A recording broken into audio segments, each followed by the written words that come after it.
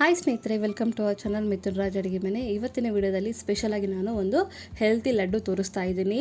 ಇತ್ತೀಚಿನ ದಿನಗಳಲ್ಲಿ ಚಿಕ್ಕ ಮಕ್ಕಳಿಂದ ಹಿಡಿದು ದೊಡ್ಡವರವರೆಗೆ ಎಲ್ಲರಿಗೂ ಮೊಣಕಾಲು ನೋವು, ಸೊಂಟದ ನೋವು, ಕೈ ನೋವು ಏನಾದರೂ ಒಂದು ಸಮಸ್ಯೆ ಇದ್ದೇ ಇರುತ್ತೆ.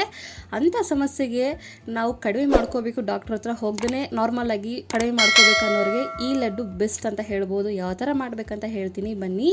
ಮೊದಲನೇದಾಗಿ ಒಂದು ಕಡಾಯಲ್ಲಿ 1 ಸ್ಪೂನ್ ಅಷ್ಟು ತುಪ್ಪ ಹಾಕಿದ್ದೀನಿ. ತುಪ್ಪ ಸ್ವಲ್ಪ ಬಿಸಿ ಆದಮೇಲೆ 1 ಕಪ್ಪಷ್ಟು ರಾಗಿ ಹಿಟ್ಟನ್ನ ತೊಗೊಂಡಿದ್ದೀನಿ. ಈ ಥರ ತುಪ್ಪದಲ್ಲಿ ಹಾಕ್ಕೊತೀನಿ. ತುಪ್ಪ ನಿಮಗೆ ಜಾಸ್ತಿ ಬೇಕಂದರೆ ಜಾಸ್ತಿ ಕೂಡ ಹಾಕ್ಕೋಬೋದು, ಬಟ್ ನಾನು ಸ್ವಲ್ಪ ಲಿಮಿಟ್ ಆಗಿರಲಿ ಅಂತ ನಾನು ಮಾಡೋ ಕನ್ಸಿಸ್ಟೆನ್ಸಿ 1 ಸ್ಪೂನ್ ಹಾಕಿದ್ದೀನಿ. 1 ಕಪ್ಪಿಗೆ 1 ಸ್ಪೂನ್ ಕರೆಕ್ಟಾಗಿ ಆಗುತ್ತೆ. ಇದನ್ನು ಲೋ ಫ್ಲೇಮಲ್ಲೇ ಸ್ವಲ್ಪ ಕಲರ್ ಚೇಂಜ್ ಆಗೋವರೆಗೂ ಹುರ್ಕೋಬೇಕು. ನೋಡಿದ್ರೆ ಯಾವ ಥರ ಕಲರ್ ಚೇಂಜ್ ಆಗ್ತಾ ಇದೆ ಅಂತ. ಇಷ್ಟಾದರೆ ಸಾಕು, ತೀರಾ ಕಲರ್ ಚೇಂಜ್ ಆಗೋವರೆಗೂ ಒತ್ತಿಸ್ಬೇಡಿ. ಮತ್ತು ಇವಾಗ ಇದನ್ನು ಒಂದು ಪ್ಲೇಟಲ್ಲಿ ಹಾಕ್ಕೊತೀನಿ. ರಾಗಿ ಹಿಟ್ಟು ನಮ್ಮ ಬಾಡಿಗೆ ತುಂಬಾ ಒಳ್ಳೆಯದಲ್ಲ, ಒಳ್ಳೆ ಫೈಬರ್ ಇರುತ್ತೆ. ನೆಕ್ಸ್ಟ್ ಇದಕ್ಕೆ ಬಿಳಿ ಎಳ್ಳನ್ನು ಅರ್ಧ ಕಪ್ಪಷ್ಟು ಹಾಕ್ಕೊತಾ ಇದ್ದೀನಿ. ಮೆಜರ್ಮೆಂಟ್ ಕರೆಕ್ಟಾಗಿ ನೋಡ್ಕೊಳ್ಳಿ ಎಲ್ಲವೂ. ಅರ್ಧ ಕಪ್ಪಷ್ಟು ಬಿಳಿ ಎಳ್ಳು ಕೂಡ ತುಂಬಾ ಒಳ್ಳೆಯದು, ಕ್ಯಾಲ್ಶಿಯಂ ಜಾಸ್ತಿ ಇರುತ್ತೆ. ಈವನ್ ಮೂಳೆಗಂತೂ ದಿ ಬೆಸ್ಟ್ ಅಂತ ಹೇಳ್ಬೋದು. ಇದನ್ನು ಅಷ್ಟೇ ಸ್ವಲ್ಪ ಚಿಟಪಟ ಅಂದು ಸ್ವಲ್ಪ ಕಲರ್ ಚೇಂಜ್ ಆಗ್ತಾ ಇದೆ ಅನ್ನೋ ಟೈಮಲ್ಲಿ ತೆಗೆದುಬಿಡಿ ಸಾಕು. ಇದನ್ನು ಕೂಡ ಒಂದು ಪ್ಲೇಟಲ್ಲಿ ಹಾಕ್ಕೊತೀನಿ. ನೆಕ್ಸ್ಟ್ ಒಂದು 1/4 ಕಪ್ಪಷ್ಟು ಬಾದಾಮಿನ ಹಾಕ್ತಾ ಇದ್ದೀನಿ ನಾನು. ಡಾಕ್ಟರ ಹೇಳ್ತಾರೆ ರಾತ್ರಿ ನೆನೆಸ್ಬಿಟ್ಟು ಬೆಳಗ್ಗೆ ಬಾದಾಮಿ ತಿನ್ನಿ ಅಂತ, ಅಷ್ಟು ಒಳ್ಳೆಯದಲ್ಲ ನಮ್ಮ ಹೆಲ್ತಿಗೆ. ಅದು ಕೂಡ ಸ್ವಲ್ಪ ರೋಸ್ಟ್ ಆದಮೇಲೆ ನೆಕ್ಸ್ಟ್ 1/4 ಕಪ್ಪಷ್ಟು ಗೋಡಂಬಿನ ಕೂಡ ಹಾಕ್ತೀನಿ. ಬಾದಾಮಿ ಮತ್ತು ಗೋಡಂಬಿ ಎರಡು ಸೇಮ್ ಮೆಜರ್ಮೆಂಟೆಲ್ಲ ಇರಬೇಕು. ಇವಾಗ ಗೋಡಂಬಿ ಕೂಡ ಚೆನ್ನಾಗಿ ಫ್ರೈ ಆಗೋವರೆಗೂ ರೋಸ್ಟ್ ಮಾಡ್ಕೊತೀನಿ. ಇದು ಕೂಡ ಆಗಿದೆ. ಇವಾಗ ಬಿಳಿ ಎಳ್ಳು ತೊಗೊಂಡಿರ್ತೀವಲ್ಲ ಅದರಲ್ಲೇ ಹಾಕ್ಬಿಡ್ತೀನಿ ನಾನು. ಎರಡು ಒಟ್ಟಿಗೆ ಫ್ರೈ ಮಾಡಿದರೆ ಸರಿಯಾಗಿ ಫ್ರೈ ಆಗೋದಿಲ್ಲ, ಅದಕ್ಕೆ ಸಪ್ರೇಟಾಗಿ ಫ್ರೈ ಮಾಡ್ಕೊಂಡಿದ್ದೀನಿ. ನೆಕ್ಸ್ಟ್ ಅದೇ ಪಾನ್ಗೆ 1 ಸ್ಪೂನ್ ಅಷ್ಟು ತುಪ್ಪ ಹಾಕ್ತಿದ್ದೀನಿ. ಅರ್ಧ ಕಪ್ಪಷ್ಟು ನಾನು ಇಲ್ಲಿ ಅಂಟು ತೊಗೊಂಡಿದ್ದೀನಿ, ತಿನ್ನೋ ಅಂಟು ಅಂತ ಹೇಳ್ತಾರೆ.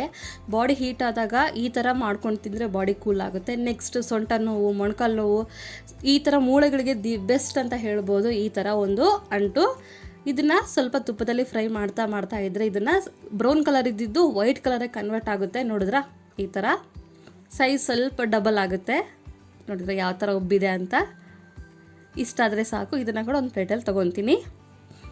ನಾವು ತಿನ್ನೋ ಆಹಾರದಲ್ಲಿ ಯಾವುದಾದ್ರೂ ಒಂದು ಬೆನಿಫಿಟ್ ಇದ್ದೇ ಇರುತ್ತೆ. ನೆಕ್ಸ್ಟ್ ಒಂದು 15 ಖರ್ಜೂರ ತೊಗೊಂಡಿದ್ದೀನಿ, ಬೀಜ ತೆಗೆದ್ಬಿಟ್ಟು ಈ ಥರ ಮಾಡ್ಕೊಂಡಿದ್ದೀನಿ. ಇದನ್ನು ಜಸ್ಟ್ 2 ನಿಮಿಷ ಫ್ರೈ ಮಾಡ್ಕೊಂಡ್ರೆ ಸಾಕು, ಜಾಸ್ತಿ ಫ್ರೈ ಮಾಡ್ಕೊಳೋದೇನು ಬೇಡ.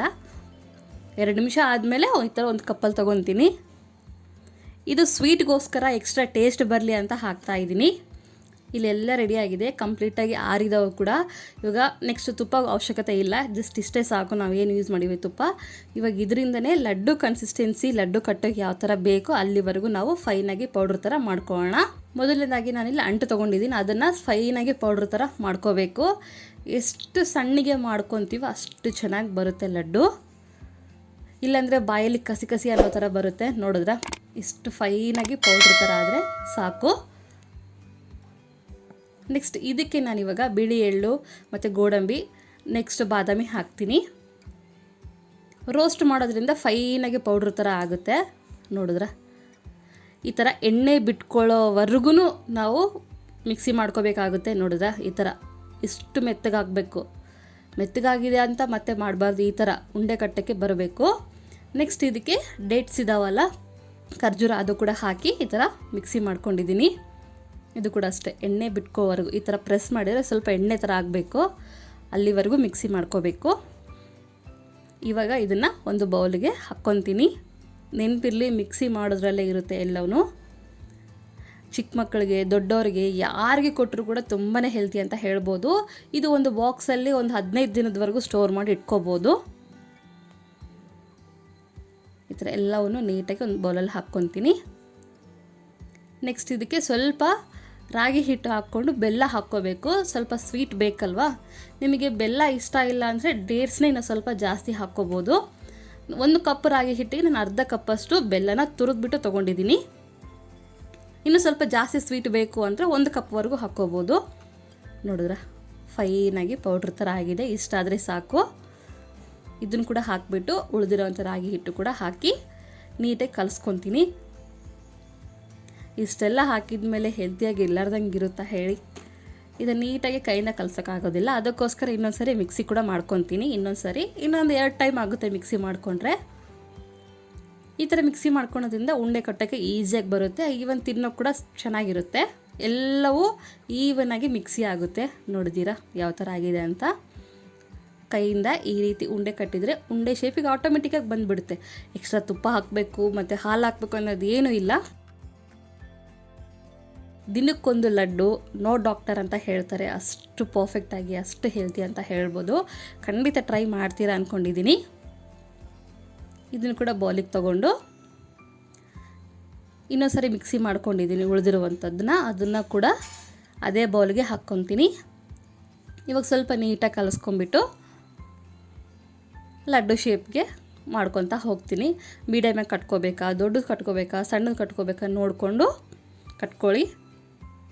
ನೋಡಿದ್ರೆ ಎಷ್ಟು ಚೆನ್ನಾಗಿ ಬಂದಿದೆ ಅಲ್ಲ, ಎಕ್ಸ್ಟ್ರಾ ಏನೂ ಬೇಕಾಗಿಲ್ಲ. ತುಂಬಾ ಹೆಲ್ತಿ ಅಂತ ಹೇಳ್ಬೋದು. 15 ದಿನ ಸ್ಟೋರ್ ಮಾಡಿ ಕೂಡ ಇಟ್ಕೋಬೋದು. ದಿನಕ್ಕೊಂದು ಲಡ್ಡು ತಿಂದರೆ ಯಾವ ಡಾಕ್ಟರ್ ಅವಶ್ಯಕತೆನೂ ಇದಿಲ್ಲ, ಅಷ್ಟು ಚೆನ್ನಾಗಿರುತ್ತೆ. ಖಂಡಿತ ಟ್ರೈ ಮಾಡ್ತೀರಾ ಅಂದ್ಕೊಂಡಿದ್ದೀನಿ.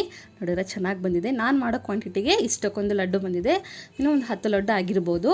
ಈ ವಿಡಿಯೋ ಈ ರೆಸಿಪಿ ಇಷ್ಟ ಆಗಿದೆ ಅಂದ್ಕೊತೀನಿ. ಇಷ್ಟ ಆದರೆ ಲೈಕ್ ಆ್ಯಂಡ್ ಶೇರ್ ಮಾಡೋದನ್ನು ಮಾತ್ರ ಮರಿಬೇಡಿ. ನನ್ನ ಮೇಲೆ ಸಬ್ಸ್ಕ್ರೈಬ್ ಮಾಡ್ಕೊಳ್ಳೋಕೆನಾ.